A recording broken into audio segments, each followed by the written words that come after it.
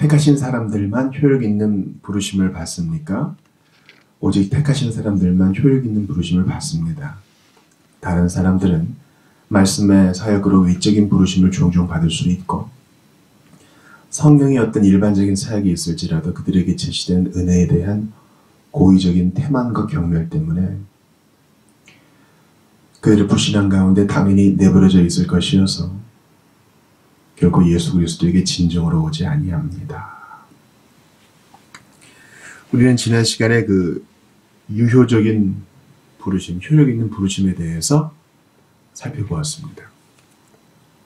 우리가 보통 누구누구야 이렇게 부를 때 그 부름을 받는 사람이 좋은 반응을 보일 때도 있지만 무시하는 경우도 있죠. 집안에서도 그럽니다.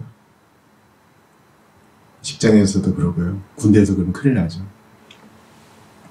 근데 하나님께서 누구를 구원하기 위해서 누구누구야 부르실 때 효력 있는 부르심에서는 뭐라 그랬습니까? 실패 없이 하나님의 때에 온전히 그러나 그의 자발적인 의지를 사용하시어 그를 어둠에서 불러내신다 했습니다. 우리가 관련 성구를 이제 쭉 볼 텐데요. 여기서 중요한 것은 뭡니까? 지금 이제 택자들 나오니까 좀 불편하신 분들도 계실 텐데 이건 성경에 나오는 용어이기 때문에 우리가 받아야 합니다. 그런데 어떤 사람을 구원으로 하나님이 부르시고 그를 택하셔요. 우리가 그것은 받을 수 있는 참 복된 표현이죠. 그런데 효력 있는 부르심을 받지 못하는 사람들은 그렇게 택하여졌기 때문에 그렇게 유기되었기 때문에 라는 뉘앙스가 이 문답에는 없죠. 문답에는 어떻게 나와 있어요? 제시된 은혜에 대한 고의적인 태만과 경멸 또 그들의 불신앙을 지적합니다. 이것을 정리하면 이렇게 돼요. 죄인이 어떤 사람이 구원받는 이유는 뭡니까? 그의 잘남이나 그의 좋은 선택이나 그의 행위가 아니라 그를 향한 하나님의 주권적인 은혜 때문이죠. 그러나 어떤 사람이 은혜를 받지 못하는 것은 하나님이 그 뒤에서 뭔가를 조정하시기 때문이 아니라 그의 태만과 복음에 대한 경멸, 불신앙 때문인 것입니다. 그러니까 나에 나는 것은 온전히 주의 은혜이고 이것을 이제 바꾸어서 말하면 내가 구원을 얻지 못한 이유는 나는 버림받았기 때문이야가 아니라 충분한 기회가 있었는데 복음을 거절했기 때문인 것입니다. 그러므로 부지런히 복음을 전하고 권면할 이유가 여기 있는 거죠. 먼저 우리 사도행전 13장 48절 봅시다. 이방인들이 듣고 기뻐하여 하나님의 말씀을 찬송하며 영생을 주시기로 작정된 자는 다 믿더라. 이방인들 가운데에서도 영생 받을 자, 유효적 소명을 받을 자가 있었던 거예요. 모든 택자는 유효하게 부르심을 받고 궁극적으로 그리스도를 믿게 됩니다. 전혀 안 믿을 것 같은 이방인 무리들 가운데도 택자가 있으니 우리의 할 일은 뭐예요? 보편적인 외적 소명, 보편적인 복음 제시를 힘써 감당해야 되겠죠? 많은 이들이 복음의 외적 소명으로 부르심을 받습니다. 그렇다 해도 그들 중 일부분만 성령에 의해 효과적으로 부르심을 받게 됩니다. 자, 오늘 이 문답은요, 사실 이 성구 마태복음 20장 14절의 각주예요. 잘 들어보세요. 청함을 받은 자는 많되 택함을 입은 자는 적으니라. 예수께서 직접 말씀하신 거죠.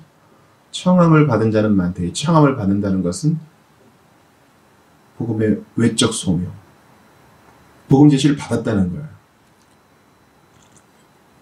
그러나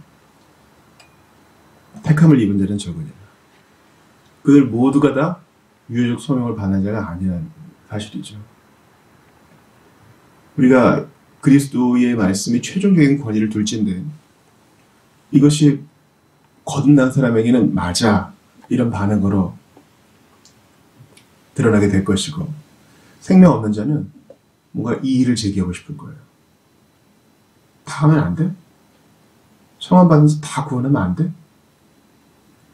그러나 여러분 공정하게 생각해 보세요. 모든 인류가 죄인이거든요.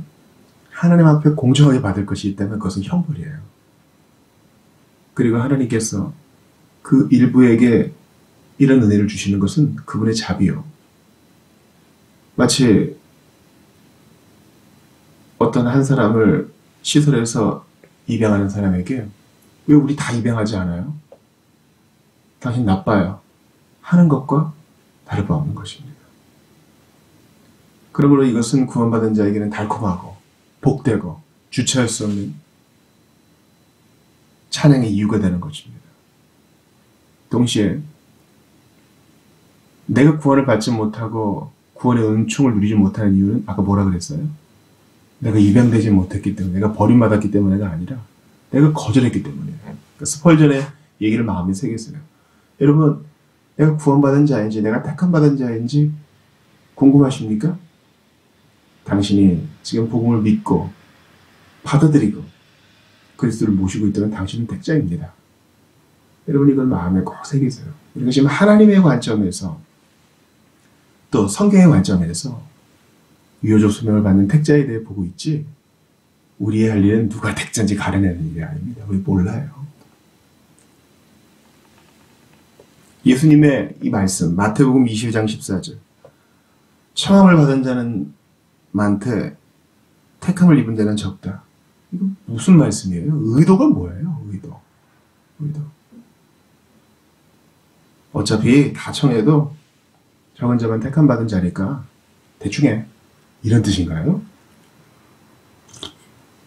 인생이 그래. 너희들이 아무리 노력해도 얻는 결과는 별로 없어. 받아들여. 이런 뜻인가요? 이런 자조적인 뉘앙스가 전혀 없어요. 예수님은 안타까움으로 얘기하시는 거예요. 산을 넘어서, 울타리를 넘어서 당신의 종들과 신부름꾼을 통해서 사람들을 불러 모았는데 거절하죠. 넌도 사야 되고 밭도 사야 되고 결혼도 해야 되고 쟁기질도 해야 되고 장사도 지내야 되고 뭐 이유가 많아요. 그래서 결혼잔치에 오지 아니하는 자, 합당한 예복을 입고 오지 아니하는 자는 이를 갈며 후회하게 된다 그러잖아요. 내어 쫓으라 그러잖아요. 어이구, 심부름꾼들의 오십시오라는 초청을 거절한 자는요, 그냥 안 오면 그만이지가 아니에요. 형벌을 받아요. 그러므로 우리의 기회가 있을 때 복음을 믿고 듣고 받아들여야 하는 것입니다. 복음의 외적 부르심을 받은 자들이 종종 성령의 역사하심을 통해 부르심을 잊게 됩니다. 마태복음 7장 22절 보시죠. 그날에 많은 사람이 나더러 이르되 주여 주여 우리가 주의 이름으로 선지자 노릇하며 주의 이름으로 귀신을 쫓아내며 주의 이름으로 많은 권능을 행하지 아니하였나이까 하리니. 그러니까 이거는 우리가 모른다는 거죠. 우리 눈으로 볼 때 권능도 행하고 귀신도 쫓아내고 선지자 노릇했는데 이 사람은 유효적 소명을 받은 택자가 아니었던 거예요. 예수님이 왜 그렇다고 말씀하세요? 그렇다면 그것이 사랑으로, 섬김으로, 돌봄으로, 행함으로 나타나야 되는데 너희는 그러지 않았다는 거죠. 참된 유효적 소명을 받은 자는 반드시 사랑의 열매가 드러납니다. 그러니까 이제 이 외적 부르심을 받은 것과 유효적 소명을 받은 게 딱 일치하지 않는 거예요. 본인도 속을 수 있어요. 나 유효적 소명을 받았어. 매일 자기를 천국을 보는 겁니다. 마태복음 13장 20절과 21절 봅시다. 돌밭에 뿌려졌다는 것은 말씀을 듣고 즉시 기쁨으로 받되 그 속에 뿌리가 없어 잠시 견디다가 말씀으로 말미암아 환난이나 박해가 일어날 때에는 곧 넘어지는 자예요. 자, 말씀을 듣고 즉시 기쁨으로 받는 걸 보면서 사람들은 평가하죠. 야, 저 사람 택자인가 보다. 저 사람 영생 얻기로 작정된 자인가 보다. 그렇게 섣불리 판단하면 안 돼요. 목회서신에서 어떤 사람에게 직분을 줄 때 새로 믿은 자 하지 말라 그랬거든요. 지켜봐야 돼요. 저 사람이 부르심을 받은 것이, 구원을 얻은 것이 진짜인지 시간을 통해 사랑의 열매로 드러나는 것을 봐야 됩니다. 환난이 오면 곧 넘어지는 자, 곧 즉시 기쁨으로 받기도 하지만 곧 넘어지는 자. 있기 때문에 우리가 유효적 소명에 대해서 어떤 사람에게 적용할 때는 상당히 조심할 필요가 있어요. 나에 대해서는 우리가 좀 엄격하게 분별하고 적용해 볼 필요는 있습니다. 히브리서 6장 4절부터 6절을 봅시다. 좀 어려운 본문이에요. 한 번 빛을 받고 하늘의 은사를 맛보고 성령에 참여한 바 되고 하나님의 선한 말씀과 내세의 능력을 맛보고도 타락한 자들은 다시 새롭게 하여 회개하게 할 수 없나니 이는 그들이 하나님의 아들을 다시 십자가에 못 박아 드러내놓고 욕되게 함이라. 마치 구원을 잃어버린 것 같은 그런 뉘앙스를 주죠. 그러나 이제 히브리서의 이 작성 배경은 이렇습니다. 이른바 히브리인들이, 예수를 믿은 히브리인들이 너무 어려우니까 신앙을 포기하고 싶은 거예요. 그런 목회적인 동기에서 히브리서가 쓰여졌다는 것을 기억하셔야 돼요. 그래서 유효적 부르심이 없는데도 하늘의 은사 맛볼 수 있어요. 성령에 참여한 바 될 수 있어요. 하나님 말씀과 내세 능력을 맛볼 수도 있어요. 근데 거기에서 나아가 참된 믿음과 회개에 이르지 못하고 그대로 뒤로 넘어가는 자들은 유효적 소명에 이룰 수 없다. 거의 구원에 가까이 왔는데 이 외적 소명마저, 복음의 제시마저 뿌리치고 다 필요 없어. 교회 공동체를 뛰쳐나간다면 이 사람들은 어떻게 됩니까? 새롭게 하여 회개하게 할 수 없다.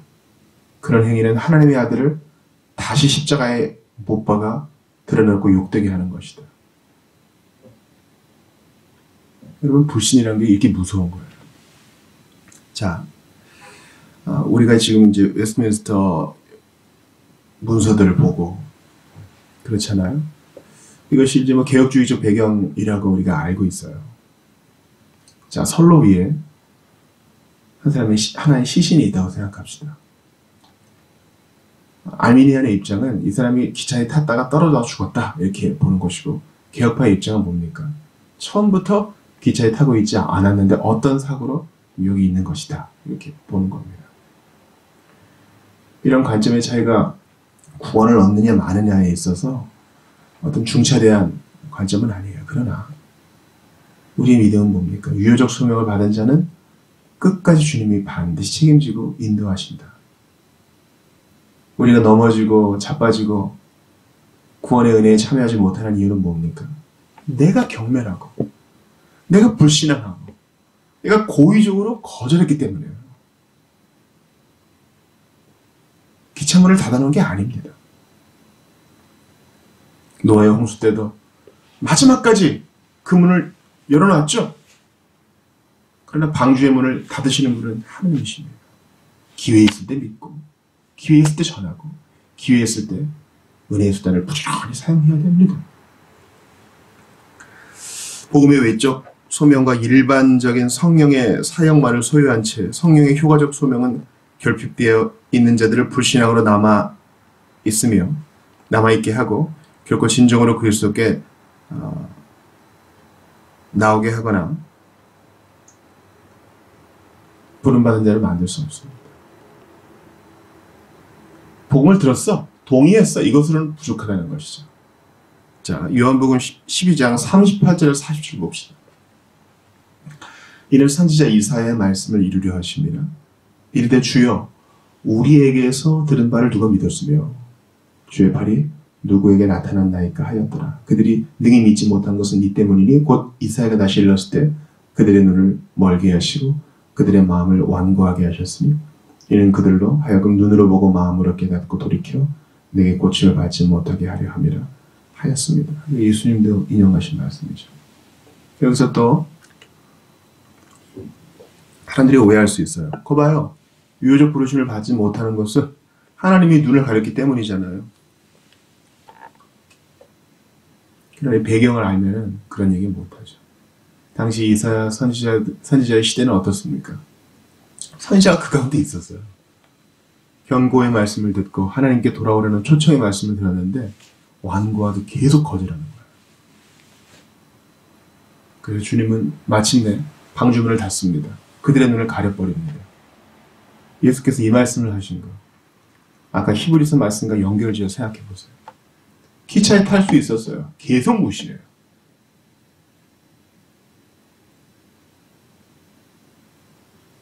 잔치에 들어올 수 있는 티켓을 막 배부하며 종들이, 심부름꾼들이 여기저기 다닙니다. 턱 찢어버려요.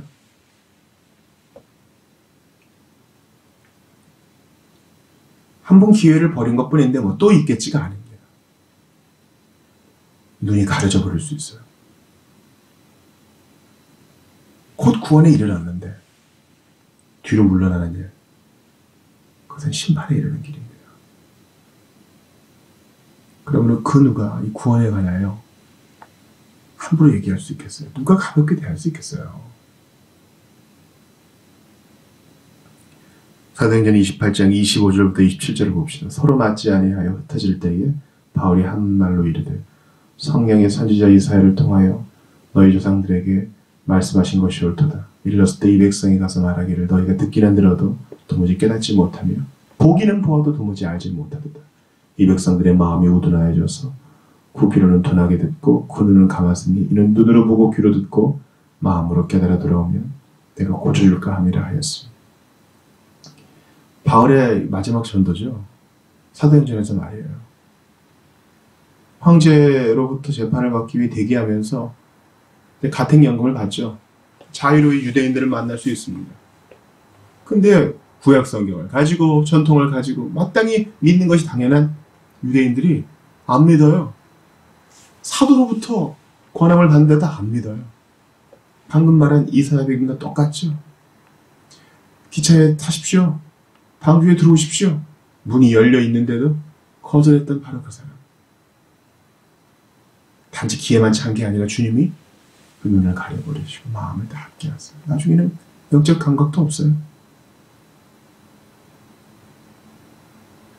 그러므로 우리의 반응은 난 택자야 이렇게 뻐기는 것이 아니라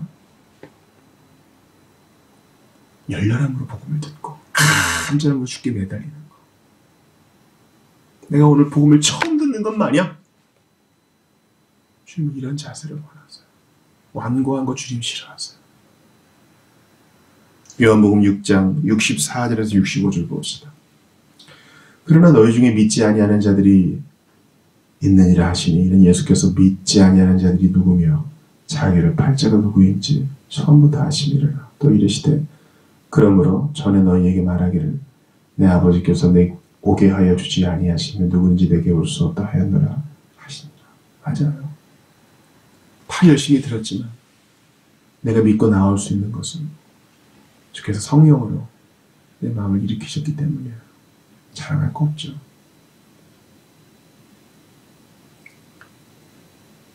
예수님으로부터 권위 있는 말씀을 직접 들은 자들 가운데도 안 믿는 자들이 있었어요. 우리는 낙심하지 말고 부지런히 우리 할 일 잘 감당하면 돼요. 여러분 저도 낙심이 얼마나 노출되는지 몰라요. 권하고 전하여도 듣지 않고 거절하고 변화되지 않는 사람들이 있어요. 그러나 이 일은 주께 속한 것이니 하나님의 또 때가 있는 것이니 내가 할 일은 하나님 노릇하지 말고 주의 십분운굴의 노릇 잘하는 겁니다. 내 앞에서 표창장을 찢어버려도 속상하면 그것으로 포기할 수 없어요. 또 갈 때가 있거든요. 이 사람에게도 초대장을 전하고 저 사람에게도 초대장을 전하고 주인의 기쁨에 참여하는 것이 우리의 일입니다. 시편 80편 11, 12절을 봅시다. 내 백성이 내 소리를 듣지 아니하며 이스라엘이 나를 원하지 아니하였도다. 그러므로 내가 그의 마음을 완악한 대로 버려두어 그의 임의대로 행하게 하였도다. 그렇습니다. 기쁜 소리가 들려집니다. 이 소리에 응답하는 것이 우리의 책임이요 마땅한 본분입니다. 근데 이스라엘이 나를 원하지 아니하였도다. 하나님은 얼마나 속상하시겠어요. 주님이 너는 택한 자, 넌 버린 자야. 넌 끝이야 너는. 버린 자 너희들은 끝이야. 난 너희들 별로 안 좋아해. 하나님 마음은 그런 게 아니에요, 여러분. 하나님은 모든 사람이 구원을 얻고 영생에 이르기를 원하세요. 그러나 그들은 원하지 않았어요. 교회를 무시하고 복음을 판단하고 관심도 갖지 않았어요. 신부름꾼 앞에서 초청장을 찢어버린다니까요. 저가 기차보다 난 더 빠른 차가 있어. 무시해버린다니까요. 비는 무슨 비야, 지금 잘 살고 있는데. 방주를 업신여긴다니까요. 하나님은 슬퍼하세요. 우리도 그 슬픔에 동조하여 세상을 향한 주님의 절절한 내끓는 사랑에 우리도 같이 동참하여 선을 행하되 낙심하지 말고 주의 일을 끝까지 감당하는 우리 모두가 됩시다. 사실 요즘 이제 교회당 새로운 자리도 알아봐야 되고요. 또 16일에 다다음 주일에는 새로운 또 설교자도 오시잖아요.